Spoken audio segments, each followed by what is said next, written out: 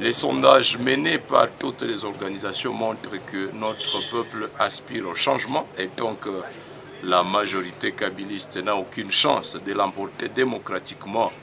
Le risque de recourir à la fraude est là. Voilà pourquoi, pour nous, déposer les candidatures, ce n'est qu'une étape, comme le comité laïque de coordination l'a dit.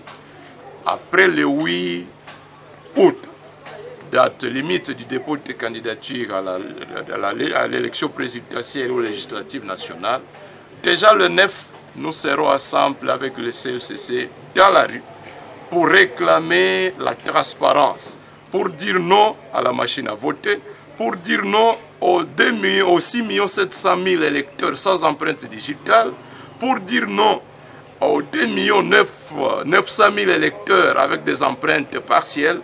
Nous sommes donc prêts, mais la bataille, la guerre n'est pas encore achevée tant que la crédibilité du processus n'est pas encore garantie. Et si vous n'avez pas de réponse favorable à votre retour? Non, comme Ferrosi Mukendi le disait, le peuple gagne toujours. Balinga Balingate, nous allons gagner la transparence. Après avoir connu les phénomènes malheureux des députés cooptés désignés comme Amassissa 2011, nous ne pouvons plus accepter qu'en 2018, notre peuple subisse le même sort. Donc, qu'il pleuve, qu'il neige, c'est le message que nous faisons passer dans nos bases. Le 9 déjà, si le préalable est posé par les comités laïques de coordination ne trouve pas de réponse, avec tous nos militants, nous serons dans la rue et ce ne sera que le début de la manifestation pour réclamer des élections crédibles, transparentes et qu'au 23 décembre, une alternance apaisée soit effective dans notre pays. Nous sommes à la CENI pour attester que nous sommes pour la voie démocratique, nous sommes pour les élections.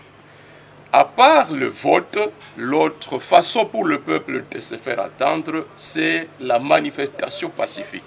Nous allons dans la rue pour dire non à des élections truquées, non à la machine à voler, non au fichier électoral truqué. C'est ça la démocratie, qu'au 23 décembre, que les meilleurs l'emportent de manière transparente et crédible. Il n'y a donc pas de contradiction. Nous ne pouvons pas accepter que nous allions à des élections comme sous la Deuxième République où on vous impose bulletin rouge, bulletin vert, donc le choix est déjà fait. Qu'est-ce qui adviendrait si nous allons aux élections alors que la Kabylie se réserve déjà environ 10 millions d'électeurs fictifs? Je vous ai dit, il y a déjà 6 700 000 électeurs sans empreinte digitale, 2 900 000 avec des empreintes partielles. Ça fait un paquet d'environ 9 500 000 électeurs. Est-ce que nous allons accepter d'aller aux élections pour accompagner la Kabylie à proclamer des résultats frauduleux? Non. Voilà pourquoi le 9 août, après la fin du dépôt des candidatures à l'élection présidentielle, eh bien, les manifestations commencent. Et si par accident, avant le 8 août, Kabila nous provoque à déposer lui-même la candidature, nous n'allons même pas attendre le 9. Les manifestations seront spontanées. Ça, nous avons annoncé depuis longtemps. Et si le 23 décembre, la CENI maintient la machine à voter, vous allez boycotter les élections le 23 décembre? Eh bien, je ne pense pas que la CENI soit à mesure de s'imposer contre la volonté de tout un peuple. Donc nous disons, d'abord, pour la dynamique de l'opposition, pas question de boycotter. Nous n'accorderons jamais un boulevard libre à la CENI. Mais des deux, nous n'accepterons pas cette machine. Voilà pourquoi la mobilisation va commencer. Mais en même temps, nous savons que le mécanisme par excellence pour contrôler, c'est le déploiement des témoins. Nous avons commencé à former des témoins. Et donc, cette machine-là, nous allons la rejeter. Mais en même temps, nous allons déployer suffisamment de témoins pour qu'au 23 décembre, eh bien, la transparence du scrutin soit garantie. Je soutiens naturellement cette déclaration-là. C'est d'autant plus que M. Kabila a puisé sur des mandats et on lui a encore donné un bonus de 2 ans.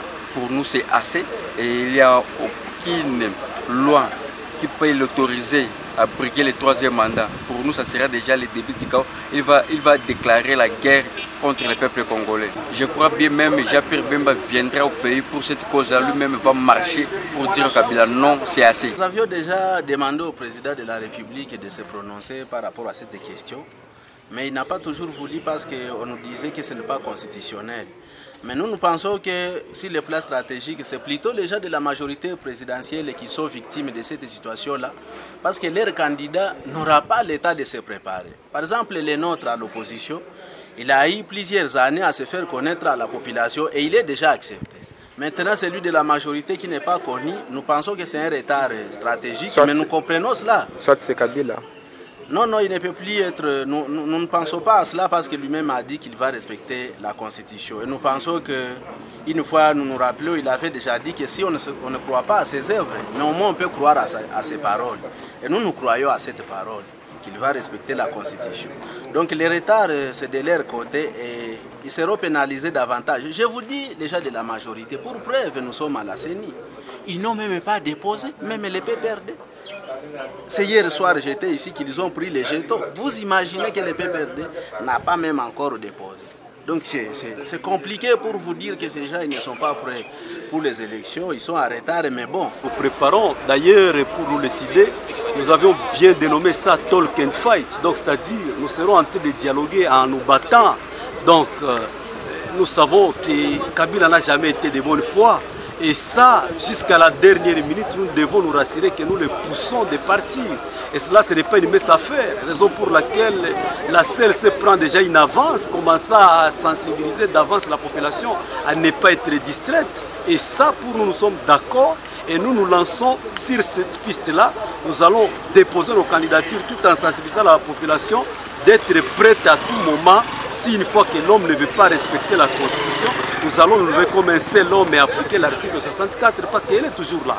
Vous ne voyez pas que c'est la population qui sera victime de ce chaos? Non, elle a toujours été victime de la mauvaise gouvernance. Les gens qui meurent à Beni, est-ce que c'est victime du chaos?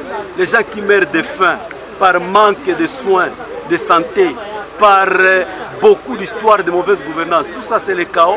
Donc il a échoué et ça la population congolaise est au comble de tout ce qu'il pouvait patienter. C'est pourquoi nous sommes prêts d'aller jusqu'au bout, jusqu'à ce que M. Kabila puisse partir.